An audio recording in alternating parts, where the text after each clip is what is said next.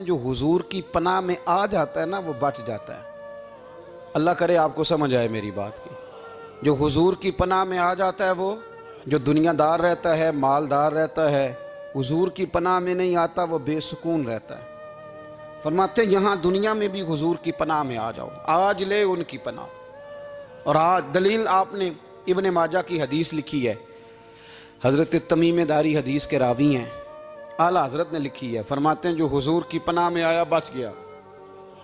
दलील देते हैं, फरमाया इंसान तो इंसान, जानवर भी आते थे तो बच जाते थे।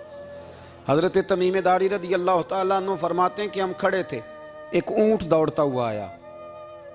नबी करीम सल्लल्लाहु अलैहि वसल्लम के पहले उसने कदमों पे सजदे किए। सहाबा कहने लगे हुजूर हमें भी इजाज़त दें। फरमाया वो तो बेजुबान है, उसे तो पता कोई नहीं, पेशे नज़र है वो नौ बहार, सजदे को दिल है बेकरार, रोकिए सर को रोकिए यही तो इम्तिहान है। फरमाया उसे क्या पता, तुम तो मुकल्लफ हो शरीयत के, तुम्हें इजाज़त नहीं है। और आला हजरत ने दो टोक लिखा है, फरमाया सिवाय खुदा के किसी को ताजीमी सजदा भी हराम है। ये नोट कर ले मेरी बात। और आला हजरत ने फतावा रज़विया में लिखा है किसी कब्र पे जाओ तो 4 हाथ दूर खड़े रहो। अल्लाह करे आपको समझ आए। कितने हाथ? 4 हाथ दूर खड़े रहो, सूरत फातिहा पढ़ो, दुरूद शरीफ पढ़ो, जिस कब्र पे गए हो उनकी रूह को इसाले सवाब करो, उनके वसीले से दुआ मांगो। आला हजरत फरमाते हैं कब्र को सजदा बिल इत्तिफाक हराम है, तवाफ कब्र का करना बिल इत्तिफाक हराम है, बोसा लेने में इख्तलाफ है कि जायज़ है कि नाजायज़ है, लेकिन बोसे से भी चूंकि शक पड़ता है तो फरमाते हैं अहमद रजा की राय ये है कि बोसा लेने से भी बचा जाए। वो आ गया तो इससे अगली बातें करता है, बस खामोश रह, बाअदब रह और पीछे रह। तो हजरत तमीम दारी कहते हैं ये हदीस आला हजरत ने लिखी है लमन वल उला में। फरमाते हैं कि ऊंट ने पहले सजदा किया, कदम चूमे, फिर उसने हुजूर के कान में कोई बात कही। रोजे दे दिवाले ने गुलामां दियां टोलियां, एक पे सुनदा है करोड़ां दियां बोलियां। यानी ऊंट ने बात की तो हुजूर ने वो भी सुन ली। आला हजरत कहते हैं जो पनाह में आता है बच जाता है। कहते हैं रसूल करीम ने ना ऊंट की पुश्त पे हाथ फेरा और अल्लाह के महबूब फरमाने लगे फिक्र न कर, अब तू आ गया है ना तो जैसे तू कहेगा वैसे ही हो जाएगा, जैसे तू कहेगा वैसे ही। इब्ने माजा में मौजूद है, पर मैं चूंकि फाज़िल बरेलवी रहमतुल्लाह अलैह की किताब से पेश कर रहा हूँ अल अम्न वल उला से, तो मैं उसी अंदाज में पेश कर रहा हूँ जिस अंदाज में वहाँ है। हज़रत तमीम दारी कहते हैं कि हमारी समझ में बात कोई ना आई। थोड़ी देर गुजरी तो कुछ लोगों ने हाथों में रस्सियाँ पकड़ी हैं, खंजर पकड़े हैं, दौड़े आए, या रसूलल्लाह ये हमारा ऊँट है। हज़रत तमीम दारी कहते हैं मैंने देखा कि जब वो आ गए ना खंजर लेके तो ऊँट हुजूर के पीछे छुप गया। आज ले उनकी पनाह, आज मदद मांग उनसे, वो हुजूर के पीछे छुप गया। तो कहते हैं कि नबी करीम सल्लल्लाहु ताला अलैहि वसल्लम ने फरमाया क्या मसला है भाई? या रसूलल्लाह हमारा ऊँट है, ज़िबा करने लगे थे दौड़ा आया है। तो हुजूर फरमाने लगे वो तो तुम्हारी शिकायत कर रहा है। वो कहता है या रसूलल्लाह मैंने बरसों इनकी नौकरी की, बरसों मैंने बड़ी नौकरी की। सही कहता है या रसूलल्लाह? ठीक कहता है। हुजूर अब बूढ़ा हो गया हूँ, थोड़ा ज़्यादा बोझ नहीं उठा सकता, तो मुझे ज़िबा करके खाना चाहते हैं, मैं मरना नहीं चाहता। नबी करीम फरमाने लगे अच्छे लोग ये सिला देते हैं। उन्होंने अर्ज़ की हुजूर आप हुक्म कर दें, हम इसको छोड़ देते हैं या रसूलल्लाह, नहीं ज़िबा करेंगे, खिदमत करेंगे। हुजूर फरमाने लगे नहीं, अब मेरे पास आया है ना, अब मैंने वापस नहीं करना, आज हो गया है, आज ले उनकी पनाह, आज मदद मांग उनसे, आज हो गया या रसूलल्लाह फिर रख लें। हुजूर ने फरमाया नहीं भाई पैसे बताओ कितने? या रसूलल्लाह नहीं नहीं कुछ नहीं। नबी करीम अलैहिस्सलाम ने फरमाया नहीं बताओ कितने, बताओ कितने? उन्होंने कहा हुजूर एक दफा रेट लगाया था तो 100 दिनार लगा था। हुजूर ने फरमाया बिलाल दे दो 100 दिनार। 100 दिनार दे दिया। आला हज़रत फरमाते हैं देखो उनकी पनाह में आने की बरकतें कितनी हैं। उनसे कहा तुम जाओ, वो चले गए। हुजूर ने पुश्त पे हाथ फेरा, फरमाया जा तू आज़ाद है। हज़रत तमीम दारी कहते हैं वो पहले गया फिर पलट के आया। उसने नबी पाक के कान में को बात की, कई बातें की, पर मैं एक बात करता हूं, कई बातें की, एक बात की तो हुजूर रो पड़े। ऊंट चला गया, हमने अर्ज़ की हुजूर ये क्या कह गया है? तो महबूब फरमाने लगे ये कह गया या रसूल अल्लाह जिस तरह आपने मुझे छुरी से बचाया है मैं दुआ करता हूं अल्लाह आपकी उम्मत को जहन्नुम से महफूज फरमाए, अल्लाह जहन्नुम से बचाए आपकी उम्मत को, इस तरह मुझे छुरी से आपने महफूज किया। आला हज़रत फरमाते हैं किन चक्करों में पड़े हुए हो, किन चक्करों में? पैसों की पनाह लेते हो, ओहदों के पीछे छुपते हो, दौलत के पीछे छुपते हो, ताल्लुकात के पीछे छुपते हो। फरमाया मुसीबत आएगी तो ये सारे हट जाएंगे। अगर पनाह लेनी है तो मदीने वाले महबूब की पनाह लो, दरवाजा रसूल पे आओ, नबी करीम की बारगाह में झुको, हुजूर से प्यार करो। आला हज़रत फरमाते हैं महबूब का अदब करो, रसूलुल्लाह की गुलामी करो। फरमाते हैं फिर के गली गली तबाह, ठोकरें सब की खाएं क्यों, दिल को जो अक्ल दे खुदा तो तेरी गली से जाए क्यों। और फरमाने लगे जान है इश्क मुस्तफ़ा, रोज़ फुजूं करे खुदा, जिसको हो दर्द का मज़ा वो नाज़े दवा उठाए क्यों, जिसको हो दर्द का मज़ा वो नाज़े दवा उठाए क्यों। उन्होंने महबूब करीम की मोहब्बत का पैगाम दिया, सहाबा की मोहब्बत का, बोलिए, सहाबा की मोहब्बत का पूरी किताब लिखी हज़रत सिद्दीक़ अकबर जनाब उमर के फ़ज़ाइल पर। और मज़े की बात यह है कि आला हज़रत ने ना उर्दू शायरों में से किसी को तौफीक नहीं हुई हुजूर को शहनशाह कहने की। आला हज़रत ने कहा मेरे नबी शहनशाह हैं। दलील क्या दी? फरमाने लगे पढ़ो तिरमिज़ी, हुजूर ने फरमाया मेरे दो वज़ीर ज़मीनों में हैं, दो आसमानों में। ज़मीन के दो वज़ीरों के नाम अबू बकर और उमर हैं, आसमान के दो वज़ीर हैं जिब्रील और मीकाईल। आला हज़रत कहने लगे हुजूर वज़ीर तो किसी शहनशाह के ही होते हैं, फिर कह लो ना शहनशाह। तो फिर फरमाने लगे हाजियो आओ शहनशाह का रोज़ा देखो, हाजियो आओ शहनशाह का रोज़ा देखो। काबा तो देख चुके अब काबे का भी काबा देखो, काबा तो देख चुके अब काबे का भी, गौर से सुन तो रज़ा काबे से भी आती है सदा, मेरी आंखों से मेरे प्यारे का रोज़ा देखो। आला हज़रत ने सारी ज़िंदगी और सहाबाए किराम की बात की, अहले बैत की बात की, औलिया की बात की, सूफिया की बात की, दिफा किया सबका, सबके शानों में लिखा, उम्मत को बतलाया कि अपने बुजुर्गों से जुड़े रहोगे तो बचे रहोगे। आला हज़रत ने तंज करने से, तनकीद करने से, बिला वजह गलतियां निकालने से और एक दूसरे पर लान तान करने से हमें बचने को कहा।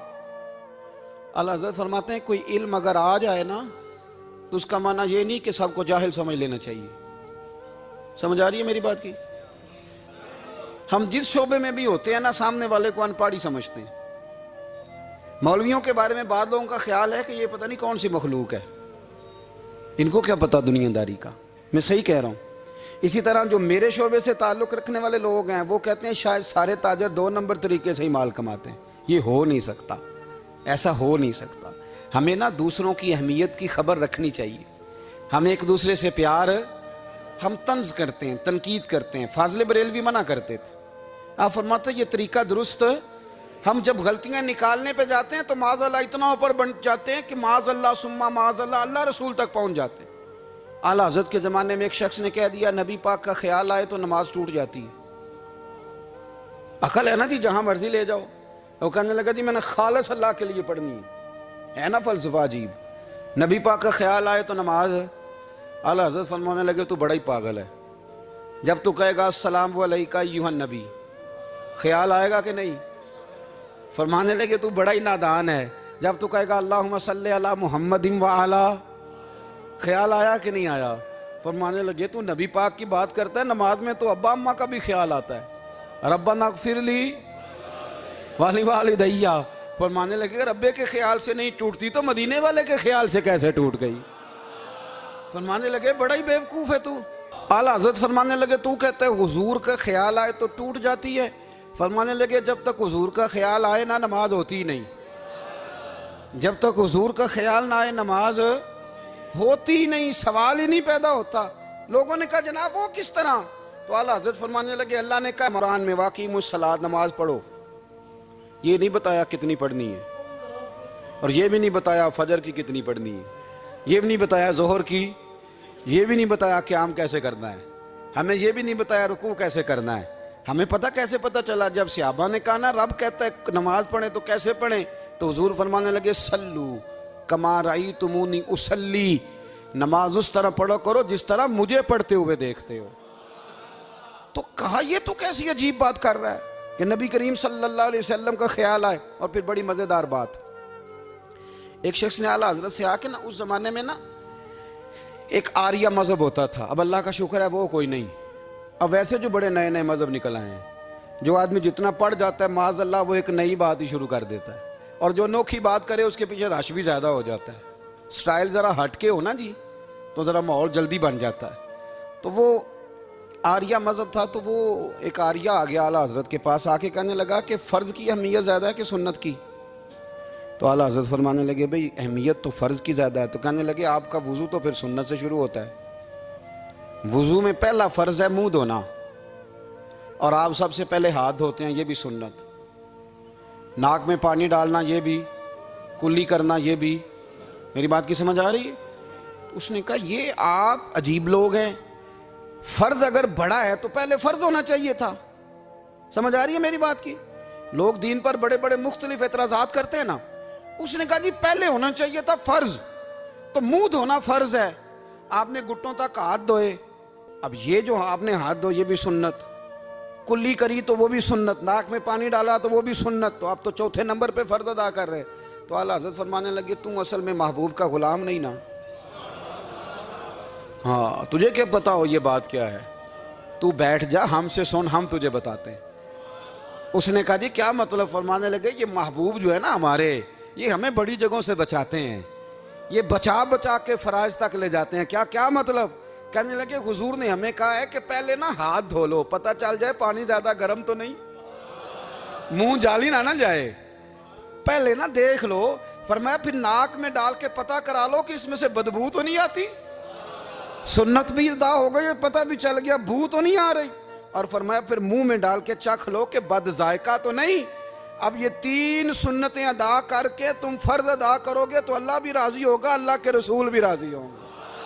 और रज़विया में इस मजमून को बयान करते तिरमिज़ी शरीफ की वो हदीस नकल करते हैं। आप फरमाते मुसलमानों इस हदीस को याद कर लो, अगर तुम इसे याद करोगे तो मजबूत हो जाओगे। हदीस क्या है?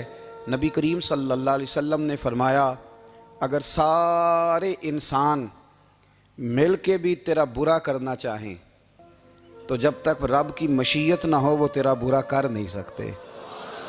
और हुजूर सल्लल्लाहु अलैहि वसल्लम ने फरमाया अगर सारे इंसान मिल के तेरा भला करना चाहें तो जब तक रब की रज़ा ना हो तेरा भला हो नहीं सकता। तो आला हज़रत फरमाते हैं इस चीज़ को ज़हन में बिठाओ, मुसलमानों अपना रुजू अपने रब रसूल की तरफ मजबूत करो। ये क्या बात हो गई कि मैं इससे भी डर रहा हूँ, मैं उससे भी डर रहा हूँ, वो भी मेरे पीछे लग गया। फाज़िल बरेलवी रहमतुल्लाह अलैह इन चीज़ों से मना फरमाते थे। वो कहते थे ये तोहमात हैं, ओहाम परस्ती है, हमें इन चीज़ों से हमेशा बचना है, अपनी आने वाली नस्लों को बचाना है। फरमाया करते थे रब की रज़ा पे जो राज़ी रहता है अल्लाह उसे सुकून वाली ज़िंदगी अता फरमाता है। हमारे यहाँ लोग पूछते हैं तबीयत कैसी है, लेकिन यूपी में, सीपी में, लखनऊ में पूछा जाता है कि क्या शिकायत है आपको? कहते हैं ये सर दर्द की शिकायत है। ये उर्दू का एक मुहावरा है। जनाब क्या शिकायत है? कहते जी मुझे कमर दर्द की शिकायत है। फिर पूछने वाले पूछते हैं कि जनाब उस शिकायत का क्या बना? तो सदरुल शरिया मौलाना अमजद अली साहब आज़मी रहमतुल्लाह अलैह फरमाते हैं आला हज़रत को बुखार था तो मैं हाजिर हुआ, तो मैंने कहा हुजूर शिकायत का क्या बना?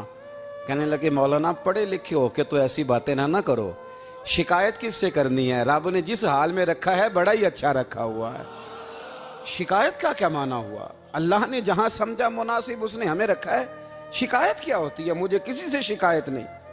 फरमाया करते थे अल्हम्दुलिल्लाह मुझे सर दर्द भी होता है और बुखार भी होता है और मैं बड़ा खुश हूँ। ये वो वाली बीमारियां हैं, ये वो अमराज हैं जो नबियों के कदम भी चूमने आया करते थे। मैं खुशबख्त हूँ कि वो अमराज जो अंबिया के पास आते थे, सर दर्द और बुखार, वो मुझे लगते हैं। अपनी ज़िंदगी को रज़ा वाली ज़िंदगी बनाया, यकीन बड़ा कामिल था मेरे आला हज़रत का। इमाम गज़ाली ने हदीस लिखी है, नबी करीम सल्लल्लाहु अलैहि वसल्लम ने फरमाया यकीन इस तरह सीखा करो जिस तरह तुम कुरान सीखते हो। आज मेरे दौर का सबसे बड़ा मसला यकीन की कमज़ोरी है। मुसलमान कच्ची पक्की सोचें सोचता है, कमज़ोर कमज़ोर जुमले बोलता है, इसको दुनियादारों के वादों पर इत्माद जल्दी होता है। लेकिन माज़ अल्लाह अल्लाह रसूल के वादों के बारे में ये कई दफ़ा शकूक का शिकार होता है। इसे समझना चाहिए। फाज़िल बरेलवी एक पुख्ता यकीन वाली शख्सियत थे, पुख्ता यकीन वाली। बरेली शरीफ के दाएं बाएं ताउन का मर्ज फैल गया तो आला हज़रत फरमाते हैं मेरे मुंह में भी कुछ गिल्टियाँ निकल आईं। तो बाज़ लोगों ने कहा शायद आपको भी ताउन हो गया है। आला हज़रत रहमतुल्लाह अलैह फरमाते हैं जो सबसे बेहतरीन तबीब था वो लाया गया। उसने मेरा मुंह देख के, गिल्टियाँ देख के कहा खो आपको तो ताउन का मर्ज हो गया है। तो आला हज़रत फरमाने लगे मुझे सारी बीमारियाँ लग सकती हैं, ये नहीं लग सकती। उसने कहा हकीम मैं हूँ कि आप हैं? फरमाया नहीं आप ही हैं, पर यह बीमारी मुझे नहीं लग सकती, ये मुझे हो नहीं सकती। उसने इसरार किया तो आला हज़रत रहमतुल्लाह ताला अलैह उसको कहने लगे मियाँ तू जो मर्जी कर लेकिन मुझे ताउन का मर्ज नहीं हो सकता, ये बात तय है। वो नाराज होकर चला गया। अब ताउन की जो गिल्टियाँ होती थी ना वो बड़े बड़े महीनों नहीं जाती थी, तकलीफ रहती थी। आला हज़रत कहते हैं मैंने उसी रात ना थोड़ी सी काली मिर्चों का सफ़ूफ बनाया और मिसवाक में रख के जब मुंह के अंदर छिड़का तो थोड़ा सा खून निकला और मेरा मुंह बिल्कुल ठीक हो गया। सवेरे मैंने कहा बुलाओ ना अपने हकीम को जो कहता था ताउन हो गया है। तो लोग कहने लगे हुजूर आपको वैसे कैसे पता था ताउन नहीं है? फरमाने लगे पता इस तरह था कि अल्लाह के रसूल सल्लल्लाहु अलैहि वसल्लम ने एक दुआ इरशाद फरमाई है। फरमाया किसी मरीज़ को देख के पढ़ लो अल्हम्दुलिल्लाहिल्लज़ी मिम्मब्तला का बिही वफ़द्दलनी अला कसीर मिम्मन खलका तफ़दीला। हुजूर ने फरमाया किसी बीमार को देख के, मुसीबत वाले को देख के ये दुआ पढ़ो, तुम उस मुसीबत में शिकार नहीं होंगे। फरमाने लगे मैंने ताउन के मरीज़ को देख के दुआ पढ़ ली थी। तारे टूट सकते हैं, चांद गिर सकता है, सूरज अपनी जगह छोड़ सकता है, पर मदीने वाले महबूब की बात गलत नहीं हो सकती। ये मेरा यकीन कामिल है। साढ़े नबी दी जुबान साढ़े वास्ते कुरान, ये बात गलत हो सकती? मजबूत यकीन फाज़िल बरेलवी का, मजबूत नजरियात। आला हज़रत रहमतुल्लाह ताला अलैह से किसी ने कहा आप किस तरह के मोमिन हैं, किस तरह के मोमिन हैं? तो आला हज़रत फरमाने लगे मेरा दिल चीरो, उसको खोलो, एक तरफ ला इलाहा इल्लल्लाह लिखा होगा, दूसरी जानब मुहम्मदुर रसूलुल्लाह लिखा होगा। खोल के देख लो। एक तो यकीन की। फिर दूसरी बात, खुश्क लोगों को जिंदगी गुजारने का मजा कोई नहीं आता। जिंदगी गुजारने का मजा उसे ही आता है जिसे किसी से प्यार हो जाता है। बाकी ना देखे ना, एक बंदा जबरन एक शख्स बच्चे पालता है, वो कहता है ये मेरे लिए क्या मुसीबत है 5 बच्चे, और एक शख्स को बच्चों से प्यार हो जाता है। वो जवान भी है, खूबसूरत भी है, पर ईद पे कपड़े नहीं खरीदता। बीवी से कहता मैं पुरानी पहन लूँगा, पर बच्चों को नहीं ले दे। और भाई तेरी ख्वाहिशें मर गई हैं, तेरी खूबसूरतियों की तरफ जाने की आरज़ुएं ख़त्म हो गई। तो कहने लगा सारा कुछ है पर बच्चों से प्यार जो हो गया। आला हज़रत रहमतुल्लाह अलैह बहुत बड़े फ़लसफ़ी थे, मंतकी थे, बहुत बड़े साइंसदान थे। यहाँ बड़ा संजीदा इज्तिमा है, मैं बड़ी ख़ास बात करने लगा हूँ। सारे साइंसदान कहते हैं ज़मीन घूमती है। आला हज़रत ने इतनी मोटी किताब लिखी है ज़मीन साकन है। फरमाते थे हम जैसे मर्जी साइंसदान कहेंगे आपने दलाइल दिए हैं। आप फरमाते हैं जब नबी करीम अलैहिस्सलाम की हदीस मुस्लिम शरीफ में मौजूद है कि जब अल्लाह ने ज़मीन को पैदा किया ज़मीन कांपने लगी तो अल्लाह ने पहाड़ों को मीखें बना के, किले बना के अंदर लगा दिया तो ज़मीन ठहर गई। फरमाने लगे जब मुस्तफ़ा करीम ने कह दिया ठहर गई है तो सारे साइंसदान भी कहें तो हम मानने को तैयार नहीं कि घूमती है। उन्होंने दलाइल दिए। वो हमें ना रोज़ कह देता है डॉक्टर आपकी तबीयत ख़राब है, खांसी है, घर में किसी और को तो नहीं? हाँ जी है जी। वो कहते उसी की वजह से हो गई है। ओ खुदा के बंदे, नबी करीम अलैहिस्सलाम ने फरमाया बीमारी मुताद्दी नहीं होती, एक से दूसरे को नहीं लगती। और बड़े सादे अंदाज में मुस्लिम की हदीस है, एक सहाबी ने कहा या रसूलल्लाह मेरे ऊँट को उस ऊँट से खारिश पड़ गई है। तो अल्लाह के रसूल फरमाने लगे तेरे ऊँट को तो उससे पड़ी है, तो उसको कहाँ से पड़ी थी? कहने लगा जी वो तो कुदरती मामला है। तो हुजूर फरमाने लगे ये भी कुदरती मामला है। अब हमें जो मर्जी, आला हज़रत के ज़माने में लोगों ने कहा कशिश सकल है, ज़मीन अपनी तरफ चीज़ों को खींचती है। दलील क्या है? वो कहने लगे जी सेब गिरता है तो ज़मीन पे, आम गिरता है दरख्त से तो ज़मीन पे, अमरूद गिरता है तो, अनार गिरता है तो ज़मीन में कशिश है, खींच लेती है। आला हज़रत फरमाने लगे शाबाश, साइंसदान जो कहेंगे हम मानेंगे। फरमाने लगे ज़मीन ने आधा किलो का सेब खींच लिया है, 1.5 पाव का अनार खींच लिया है, पर हमने गुब्बारे में 1.5 छटांग हवा भर दिया, वो तो ज़मीन से खींचा नहीं गया। ये किस किस्म की कश से शकल है? ये अभी 2 साल पहले डॉक्टर अब्दुल कदीर खान का मजमून छपा था रोज़नामा जंग में। वो कहता है मुझे वो मौलवी चाहिए था जिसके पास कुरान हदीस भी हो और साइंस के उलूम भी हों। कहता मैंने ज़माने के दरवाजे खटखटाए, फिर मैं पहुंचा बरेली के इमाम के पास, और कहता है वहाँ जाके ना मैं ठहर गया हूँ, इसलिए कि मुझे कुरान और सुन्नत का नूर भी मिला है और मुझे साइंस के रमूज़ भी मिले हैं। ये वाहिद शख्स है, ये वाहिद शख्स है जो दीन को साइंस का पाबंद नहीं करता, बल्कि साइंस को मदीने वाले का गुलाम बनाता है, मदीने वाले का गुलाम बनाते हैं। तो आला हज़रत फरमाने लगे अजीब फ़लसफ़ा है ना जी, आम खींच लिया उसने, सेब खींच लिया, अमरूद खींच लिया, पर उससे 1.5 छटांग वाला गुब्बारा। तो लोगों ने कहा हुज़ूर फिर मसला क्या है? आप फरमाने लगे मसला ये है कि हर चीज़ अपनी असल की तरफ लौट जाती है। हर चीज़ अपनी, सेब अमरूद अनार ज़मीन से पैदा होते हैं तो ज़मीन पे गिरते हैं, हवा की असल ऊपर है, इसलिए जब गुब्बारे में हवा भरेंगे तो हवा उसको ऊपर ले जाएगी। हाँ, जब उससे हवा निकल जाएगी तो फिर गुब्बारा जो जिसकी असल होती है उधर लौट जाता है। इंसान मिट्टी से बना है तो जाता कहाँ है? मिट्टी ना ते मिट्टी रहना ही एवं कादी बल्ले बल्ले, अज मिट्टी दे उत्ते बंदिया ते कल मिट्टी दे थल्ले। तो आला हज़रत रहमतुल्लाह ताला अलैह ने ना अपने सारे उलूम को नबी पाक का गुलाम बना दिया। आप फरमाया करते थे आज ले उनकी पनाह, आज मदद मांग उनसे, कल न मानेंगे क़यामत में अगर मान गया।